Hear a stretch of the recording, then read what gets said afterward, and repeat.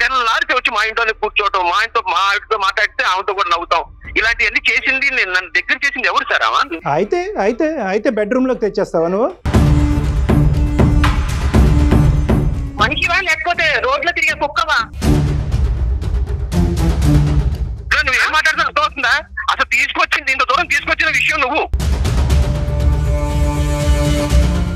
మాట్లాడకు. నువ్వు ఇంత పెద్ద తప్పు చేసి కూడా నా దగ్గర నీ వీడియో స్ట్రాంగ్ ఎవిడెన్స్ ఉంది నా దగ్గర. ఎక్కడి నుంచి ఎక్కడి వరకు చీరలు కట్టుకొచ్చి ఎలా నన్ను టెంప్ట్ చేస్తుంది ప్రతి ఒక్క మొగడు, నాకే కాదు ఎవరికైనా సరే, ముసలాడికైనా సరే అనిపిస్తుంది. నన్ను తీసుకెళ్లాలనిపించింది అంతే. నువ్వు చేసావు చూడు స్పై కెమెరా పెట్టి, అసలు మొగాడికి అసలు నీకు హ్యాట్స్ ఆఫ్ స్వప్న, నాకు అర్థం కావట్లేదు. నీలాంటి స్టాడిస్ట్ నీలాంటి వాడి ప్రేమలు నాకు అసలు వద్దు కూడా వద్దు. నా చాలా తప్పు చేయించాలి, నన్ను పట్టించాలి, నలుగురిలో నన్ను షేమ్ చేయాలనే ఉద్దేశం ఆమెకు లేకపోతే ఈ స్పై కెమెరాలు ఇవన్నీ ఏంటి సార్? నాకు అర్థం కాదు. అది పెట్టాను కాబట్టి నీ బతుకు బయటపడింది. లేచిన దగ్గర నుంచి నేను తెల్లారి మంచం మీద నుంచి లేవగానే మా ఇంట్లో కనపడుతుంది. ఇక నా పిల్ల ఎలా కనపడుతుందో ఆ కూడా నాకు అలాగే కనపడుతుంది. ఈ రికార్డింగ్ ఏదైతే ఉందో నీకు దమ్ము ధైర్యం ఉంటే కనుక ఆ రికార్డింగ్ నీ స్నేహితుల మధ్యకి వెళ్ళి చూపెట్టు, కావాలంటే ఏం మాట్లాడతారో చూద్దాం.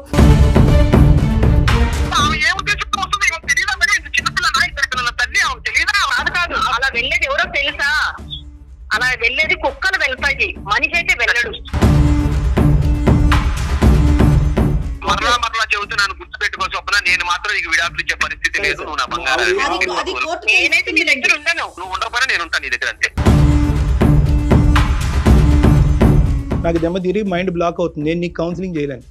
నీకు అర్థం కావట్లేదు సబ్జెక్ట్. ఇక్కడ నీ మొత్తం కుటుంబం అంతా కూడా చిన్న భిన్నం అయిపోతుంది. అందమైన జీవితం సమర్పిస్తున్నవారు 49 అంటే సంతోషం, 49 అంటే సంతానం. మేడం నేను చెప్తున్నాను మేడం, మీరు ఇప్పుడు ఏమో చెప్పేదాన్ని బట్టి ఎప్పుడైనా సరే మేడం, సమాజంలో మగవాడికి ఉన్న కంటే కూడా ఆడవాళ్ళకి ఎక్కువ అవకాశాలు ఉన్నాయి. వాళ్ళు చెప్పిందే నమ్ముతారు. నాకు స్పై క్యాంప్ పెట్టి పెట్టింది మేడం, రేపు ఇంకొకటి అనుమానం ఇంకేదైనా చేస్తారు వీళ్ళు. మీరు నాకు అర్థం కాదు ఆ పాయింట్ ఎందుకు మాట్లాడుతున్నారు? నువ్వు మాట్లాడకు. నువ్వు ఇంత పెద్ద తప్పు చేసి కూడా నా దగ్గర నీ వీడియో స్ట్రాంగ్ ఎవిడెన్స్ ఉంది నా దగ్గర. స్ట్రాంగ్ ఎవిడెన్స్ ఉంది. తప్పు చేయడానికి నీది స్ట్రాంగ్ ఎవిడెన్స్ ఉంది. అయినప్పటికీ కూడా నువ్వు ఇలా బుకాయించి ఎంత దబాయించి మాట్లాడుతున్నావంటే, తప్పు చేసింది నీకు తెలీదా? ఎక్కడి నుంచి ఎక్కడి వరకు చీరలు కట్టుకొచ్చి ఎలా నన్ను టెంప్ట్ చేస్తుంది ప్రతి ఒక్క మొగడు, నాకే కాదు ఎవరికైనా సరే, ముసలాడికైనా సరే అనిపిస్తుంది. నన్ను తీసుకెళ్లాలనిపించింది అంతే. అలాంటి ఆడవాళ్ళు దేశంలో చాలా మంది ఉన్నారు. అయితే నువ్వు అట్లా వెళ్ళిపోతావా? నువ్వు అట్లా వెళ్ళేది ఎవరో తెలుసా? పోనీ కాదు అలా వెళ్ళేది ఎవరో తెలుసా? అలా వెళ్ళేది కుక్కలు వెళ్తాయి, మనిషి అయితే వెళ్ళడు. సరే నువ్వు అట్లాగే వెళ్ళడు అసలు. నేనైతే అంత దూరం తీసుకొచ్చింది. ఆమె కట్టు బొట్టు గురించి మాట్లాడుతున్నావు, ఆమె గుమ్మంలో పెట్టుకొని నువ్వు మాట్లాడుతున్నావు. నువ్వు తెలియదా? నీకు వచ్చే చూస్తున్నావు కదా. నువ్వు చేసిన ఇంత పెద్ద తప్పును కూడా పక్కన పెట్టేసి ఆమె కట్టుబొట్టు గురించి ఆమెను ఇంట్లోకి రాణించావు, ఇదే మాట్లాడుతున్నావు. మన సంసారాల్లోకి వేరే ఆడవాళ్ళని తీసుకొచ్చి అపార్ట్మెంట్ లో బొచ్చేడు మంది ఉన్నారు. మరి ఏమైనా ఎందుకు తీసుకొచ్చి నాకు దగ్గర చేసావు? సార్ వింటున్నారా మీరు? ఇంకా నీ భార్య అనేటటువంటి ఆవిడ బాబు మీ భార్య అనేటటువంటి ఆవిడ ఎవరితోనో దగ్గరగా మాట్లాడితే నువ్వు హాల్లో కూర్చుంటే మీ భార్య లేనప్పుడు నువ్వు బెడ్రూమ్ లోకి తీసుకొస్తావు, అంతేనా? ఈ సబ్జెక్ట్ ఈ 4 గోళ్ల మధ్యన ఉంది కాబట్టి ఈ లెవెల్లో అయినా మీరు మాట్లాడుతున్నారు. ఒక్కసారి ఆ వీడియో రికార్డింగ్ కాస్త మీ తల్లిదండ్రులు ఎదురుగుంటా పెడితే కనుక మీ పరిస్థితి ఏమవుతుందో ఆలోచించుకోండి. ఈరోజు ఇంత గట్టిగా మాట్లాడుతున్నారంటే కేవలం మీ ఈగో బట్టి మిమ్మల్ని మీరు సమర్థించుకునేటటువంటి ప్రయత్నం చేయకండి. ఒక్కసారి కనువిప్పు కాదండి. ఇప్పుడు ఓకే ఆవిడ కెమెరా పెట్టడం, మీ ప్రైవసీ భగ్నం చేయటం, మీ బెడ్రూమ్ లైఫ్ని బట్టబయలు చేయటం అనేటటువంటిది నేరం అనుకుందాం. మరి మీ దాన్ని ఏమంటారండి? మీ సబ్జెక్ట్ ని ఏమంటారు సార్? కెమెరాని పక్కన పెడతాం సార్. కెమెరా అనేది మీరు చెప్పేది అది తప్పు అంటున్నారు. నేనేం తింటాను, నాకు ఏ బట్టలు ఇష్టం, నేను ఏం చేస్తాను, మా ఇంట్లో ఫ్యామిలీ విషయాలు, మా అమ్మగారి గురించి, మా నాన్నగారి గురించి, మాకు చిన్న జరిగిన ప్రతిదీ కూడా పూసకుచ్చినట్టు చెప్పేసి నా పెళ్ళాలంటే ఎవరైనా క్లోజ్ గా ఉన్నప్పుడు ఈ మాటలు చెప్పుకోరా? ఒక అమ్మాయితోనే కదండి షేర్ చేసుకున్నారు తను. ఇంతవరకు నువ్వు ఎందుకు నువ్వు ఎంతసేపు సంకోచించావు మాకు అర్థమైంది. నేను ఇంతవరకు నేను ఎంతగా ప్రేమించానంటే నా ప్రాణం కంటే ఎక్కువ ప్రేమించాను. నువ్వు చేసావు చూడు స్పై కెమెరా పెట్టి, అసలు మొగాడికి అసలు నీకు హ్యాట్స్ ఆఫ్ స్వప్న, నాకు అర్థం కావట్లేదు. రావట్లేదు. నీలాంటి ప్రేమలు నాకు అసలు వద్దు కూడా వద్దు.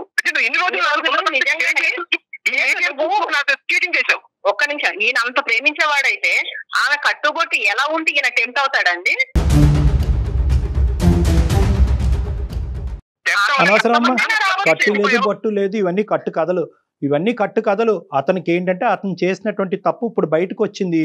మీ ఇద్దరి మధ్యనే కాకుండా ఇంకో ఇద్దరు విన్నారు కాబట్టి అతను సమర్థించుకున్న అతని లోపల ఉన్న మనస్సాక్షికి తెలుసు అతను ఎంత పెద్ద తప్పు నేరం చేశాడని అతను తెలుసు.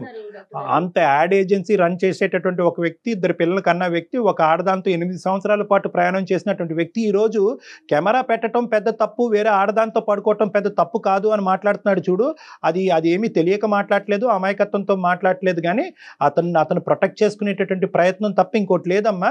కానీ ఇక్కడ ఇదిగో ఎవరు సతీష్, నా మాట విని ఈ రోజు ఏంటంటే ఈ రోజు నీకు ఈ సంసారం కావాలా, ఈ జీవితం కావాలా వద్దా?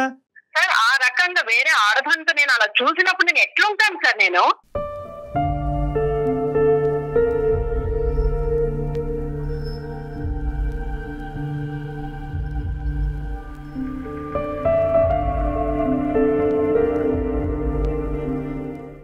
ఫస్ట్ నుంచి మీరు వింటూనే ఉన్నారు ఎలా బుకాయిస్తున్నాడో ప్రతి విషయంలో. ఆమెకి వెళ్ళొస్తాను బాయ్. మాలాంటి వాళ్ళు ఎవరైనా కొద్ది గడ్డి పెడితే కనుక కొద్దిగానే క్షమాగుణం అనేది వస్తుందేమో, ఇప్పటికైనా నీ కాళ్ళ మీద పడి అడుక్కుని ఆ ఇద్దరు పిల్లలకి ఒక మంచి కుటుంబాన్ని ఇస్తాడేమో అనే ఆశతోనే అలా చెప్తున్నానమ్మా. ఏ స్త్రీ కూడా ఇలాంటివి చూసిన తర్వాత క్షమించేటటువంటి అవకాశం లేదు. కానీ ఆ ఇద్దరు పిల్లల దృష్ట్యా అరే సార్ తప్పు అయిపోయింది, నన్ను క్షమించండి, ఏం చేయమంటారు అనేటటువంటి మాట ఇప్పటికైనా మాట్లాడతాడేమో నా ఆశతోనే మాట్లాడుతున్నాను అంతే. మీరు కూడా నాతో తప్పు అన్నారండి డాక్టర్ గారు. కాదయ్యా, అంటే ఫస్ట్ మీరు మెయిల్ చేసేస్తే మీకు సపోర్ట్ చేసేస్తామా అలా కాదు సతీష్. ఇక్కడ ఆడవాళ్ళు లేదు మగవాళ్ళు లేదు, ఎవరికైనా నువ్వు ఈ రికార్డింగ్ ఏదైతే ఉందో నీకు దమ్ము ధైర్యం ఉంటే కనుక ఆ రికార్డింగ్ నీ స్నేహితుల మధ్యకి వెళ్ళి చూపెట్టు. కావాలంటే ఏం మాట్లాడతారో చూద్దాం. ప్రైవేట్ కెమెరా పెట్టడం తప్ప, వేరే ఆడదాంతో పడుకోవటం తప్ప. నీ భార్యని ఎవరో ఒక ఆడదానికి ఇంట్రడ్యూస్ చేసింది కాబట్టి, మీ భార్య వెళ్ళి తన ప్రైవేట్ ఇష్యూస్ వేరే ఆడదాంతో చెప్పింది కాబట్టి ఆ ఆడదాన్ని మన ఫ్యామిలీలో ఒక మెంబర్ చేసేసుకుని మీ ఆవిడ లేనప్పుడు, మరి మీ ఆవిడ ఉన్నప్పుడే చేయొచ్చు కదయ్యా, మీ ఆవిడ ఉన్నప్పుడే చేయొచ్చు కదా, ఎందుకు సీక్రెట్గా చేసావు?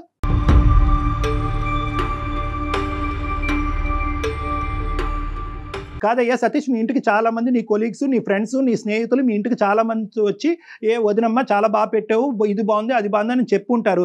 మీ వైఫ్ అదే తప్పు చేయకూడదా? వాళ్ళతో చేస్తే ఒప్పుకుంటావు నువ్వు? పరిచయం సార్, అది పరిచయం. ఇది లేచిన దగ్గర నుంచి నేను తెల్లారి మంచం మీద నుంచి లేవగానే మా ఇంట్లో కనపడుతుంది. ఇక నా పిల్లం ఎలా కనపడుతుంది ఆ కూడా నాకు అలాగే కనపడుతుంది. మరి చెప్పవలసింది, ఇలా కనిపిస్తే కనుక నాకు లేనిపోని ఆలోచనలు వస్తున్నాయి, లేనిపోని టెంప్టేషన్లు వస్తున్నాయి, ఈ మనిషిని దూరం పెట్టు, లేదంటే నేను తప్పు చేస్తానని చెప్పుంటే కనుక ఆ మహాతల్లి అసలు ఊరే వెళ్ళి ఉండేది కాదు. నాకేనా తప్పు చేయించాలి, నన్ను పట్టించాలి, నలుగురిలో నన్ను షేమ్ చేయాలనే ఉద్దేశం ఆమెకు లేకపోతే ఈ స్పై కెమెరాలు ఇవన్నీ ఏంటి సార్ నాకు అర్థం కాదు. అది పెట్టాను కాబట్టి నీ బతుకు బయటపడింది.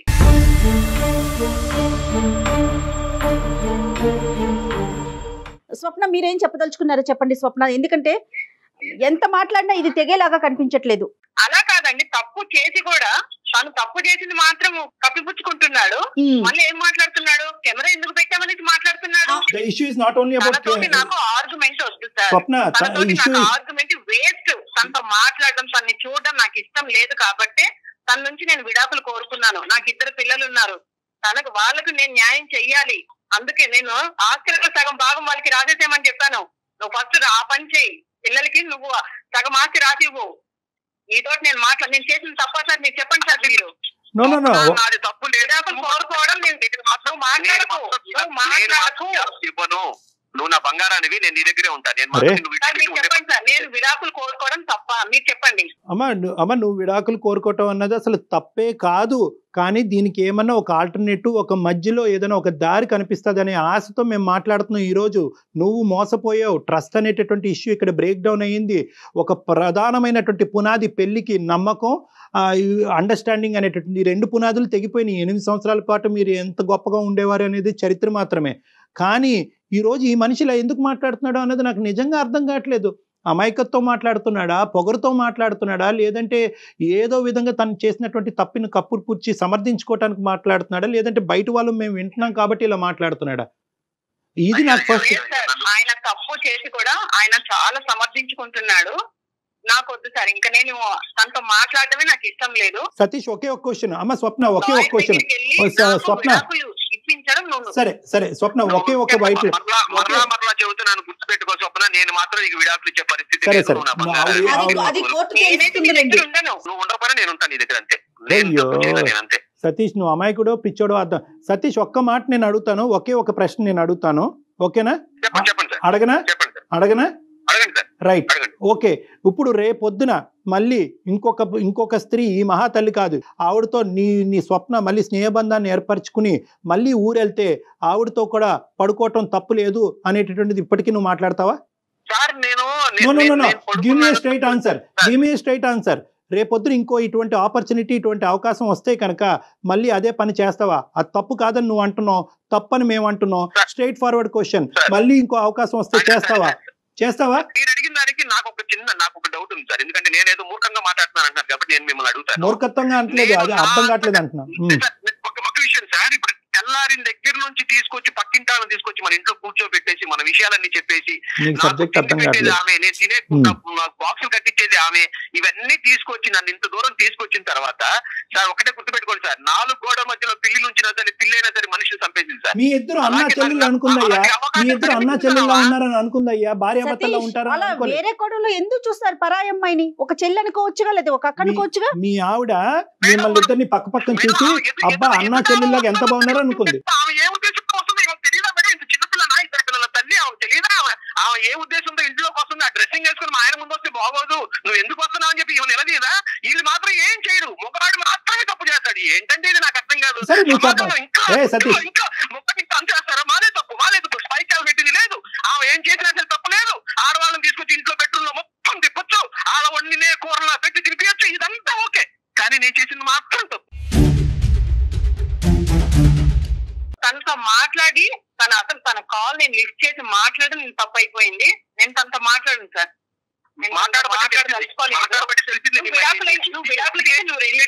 నువ్వు నాకు విడాకులు ఇవ్వడానికైతే నువ్వు రెడీ చేయి చెప్తున్నాను. నేను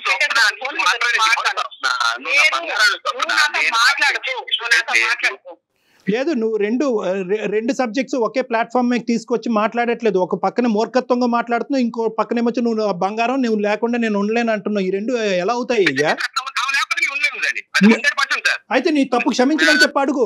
నీ తప్పు క్షమించమని చెప్పు, అడుగు. మూర్ఖత్వంతోనో పిచ్చితనంతోనో వ్యామోహంతోనో ఇంకో దాంతోనో ఏదో అమ్మాయి పక్కన నేను పడుకున్నాను, నేను చేసిన తప్పు అని చెప్పి క్షమాపణ అడుగు అమ్మాయిని. మళ్ళీ రిపీట్ కాదని ప్రామిస్ చేయండి సార్. రిపీట్ అవ్వడానికి అవకాశాలు తీసుకొస్తే లేదులే, కానీ నేను చేసిన అంటే చేస్తామన్నమాట. ఏ భార్య అయినా అలా చేసేదా సతీష్? ప్రాక్టికల్ గా ఆలోచించండి. ఒక యాడ్ ఏజెన్సీ రన్ చేస్తున్నానని చెప్తున్నారే, పక్కింటి అమ్మాయితో స్నేహంగా మాట్లాడితే అది తప్ప?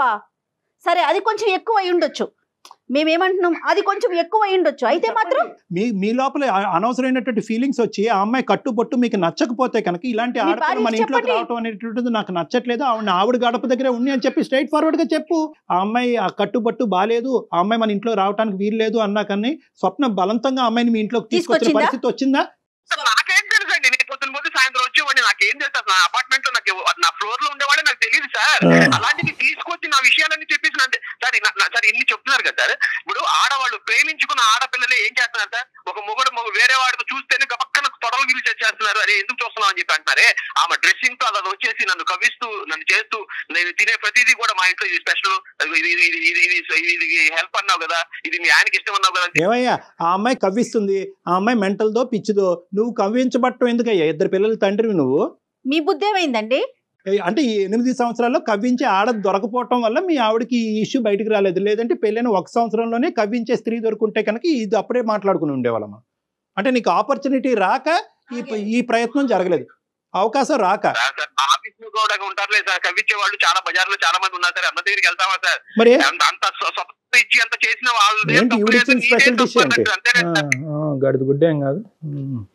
ఇవన్నీ కాదు, నీకు నిజంగా నీ భార్య కావాలంటే మీ భార్య నిజంగా నిన్ను క్షమిస్తుందా, లేదంటే నీ క్షమాపణ స్వీకరిస్తుందా, నువ్వు చెప్పేటటువంటి రీజన్ని యాక్సెప్ట్ చేస్తుందా లేదా అనేటటువంటి తర్వాత సబ్జెక్టు. ఈ ఫోన్ కాల్ ద్వారా ఏదైనా ఉపయోగపడాలి నీ పిల్లలకి నీకు అంటే కనుక మనస్ఫూర్తిగా ఒక క్షమాపణ చెప్పేటటువంటి ఉద్దేశం మీకు ఉందా?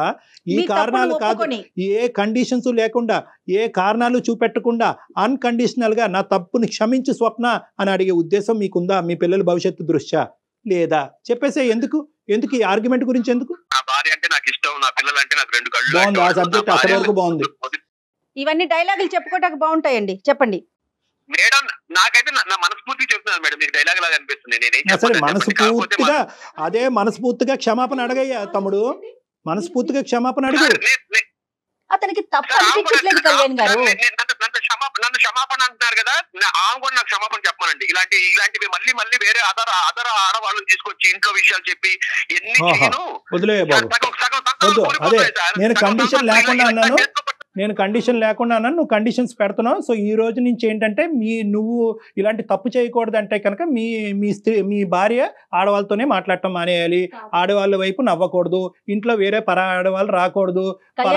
ఇప్పుడు భార్య ద్వారా పరిచయం అయింది, లేదా ఇంకొకరి ద్వారా పరిచయం అవుతారు, అప్పుడు ఏం చేస్తాడు? ఉన్నారంట యాడ్ ఏజెన్సీలో చాలా మంది ఉన్నారంట, కానీ వాళ్ళతో లిమిట్ గానే ఉన్నాడంట. ఓకే, స్వప్న మీరు చెప్పండి అమ్మా. అంటే ఇప్పుడు ఆమె తీసుకొచ్చి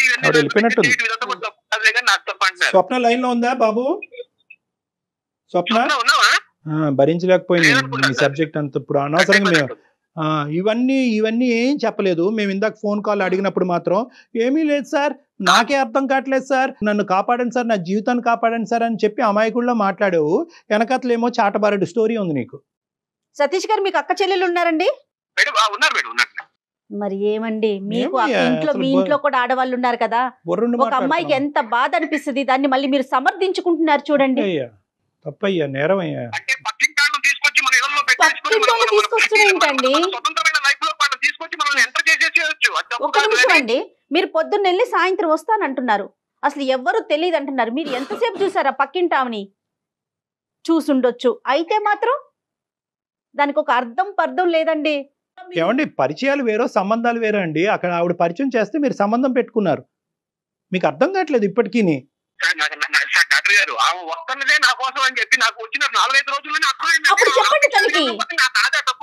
అప్పుడు మీ భార్యకి చెప్పుండాలి కదా, మీరు సరైన పర్సన్ అయితే ఆ అమ్మాయి బాగోలేదు, తన చూపు బాగోలేదు, తన ప్రవర్తన బాగోలేదు, ఇద్దరు పిల్లల తండ్రిగా మీ భార్యకి చెప్పాలి. సతీష్ ఆవిడ లేదు ఇప్పుడు లైన్ లో, నిజంగా మాట్లాడుతున్నావే యాక్టింగ్ ఇదంతా?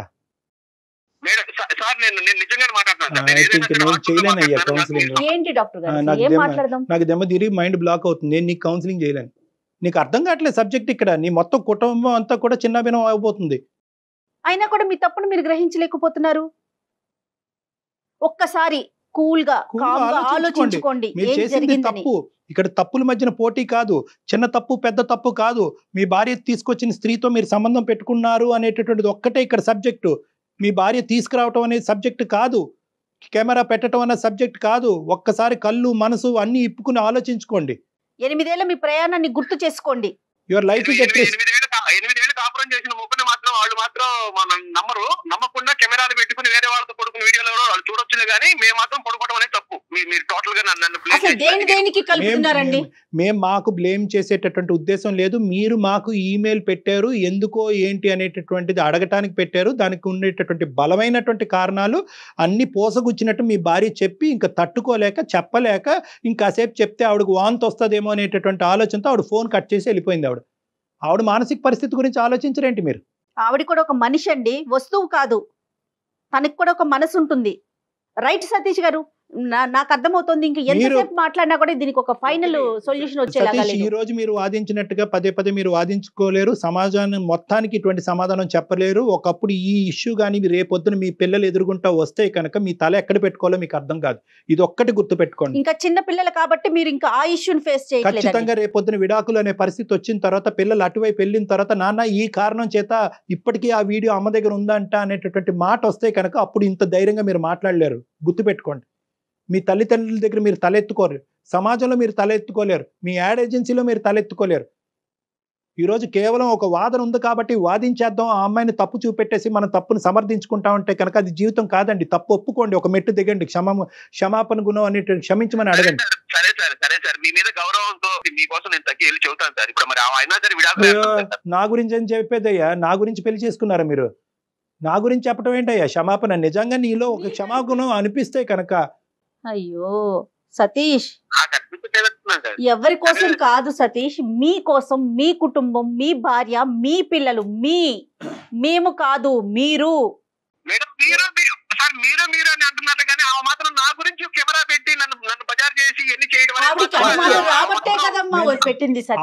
ఆవిడ చేసింది తప్పే, కానీ నువ్వు చేసింది నేరం. ఆవిడ తప్పు, నీది నేరం. ఈ రెండిట్లకి డిఫరెన్స్ ఉంది. మేము గట్టిగా మాట్లాడితే మా కోసం క్షమాపణ చెప్తానంటారు, మా కోసం కాపురాలు చేస్తారండి. సతీష్ మీరు ప్రాక్టికల్ గా ఆలోచించుకోండి ఒక్కసారి. మీరు కూల్గా ఆలోచించుకోండి. ఇక్కడ ఏంటంటే ఫస్ట్ టైం మీరు కూడా వినటం వల్ల ఏంటంటే మీ ఈగో బయటకు వచ్చింది, మిమ్మల్ని మీరు సమర్థించుకుంటున్నారు, వాదించుకుంటున్నారు. ఇంకొక అవకాశం ఇస్తే కనుక ఇలా వాదించుకోరు, ఆవిడ కాలమే పడిపోతారు. ఒక్కసారి ఆలోచించుకోండి.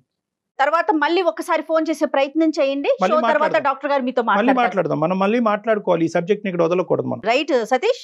సతీష్ మళ్ళీ కలపమంటారు మేడం. ఒక్కసారి షో అయిపోయిన తర్వాత ఒకసారి మాట్లాడదాం. మళ్ళీ మాట్లాడదాం ఒకసారి. ఈ లోపు మీరు ఆలోచించుకోండి, మేము మాట్లాడటం కాదు సతీష్. ఏదో పైకి పొడిగా మాట్లాడటం కాదు. నువ్వు క్లారిటీగా వచ్చిన తర్వాత ఈసారి మాట్లాడాలి. మళ్ళీ ఇదే సంభాషణ, మళ్ళీ ఇదే తీరు, ఇదే వాదన అయితే కనుక వేస్ట్. ఎన్ని కాల్స్ అయినా వేస్ట్.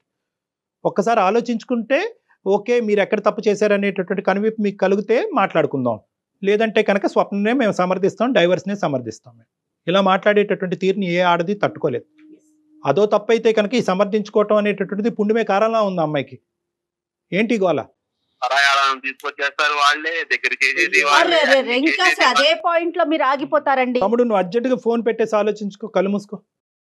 రైట్ సతీష్, పర్సనల్ గా కలవండి ఒకసారి డాక్టర్ గారిని. మీరు అందమైన జీవితానికి ఒక్కసారి మీరు మళ్ళీ తర్వాత కాల్ చేయండి. డాక్టర్ గారిని మీరు పర్సనల్ గా కలిసే అవకాశం మీకైతే ఉందండి సతీష్ గారు. ఒకసారి ఫోన్ చేసి డాక్టర్ గారితో పర్సనల్ అపాయింట్మెంట్ తీసుకుని కలుద్దురు గాని. Okay Satish, all the best. Okay అండి, బాయ్.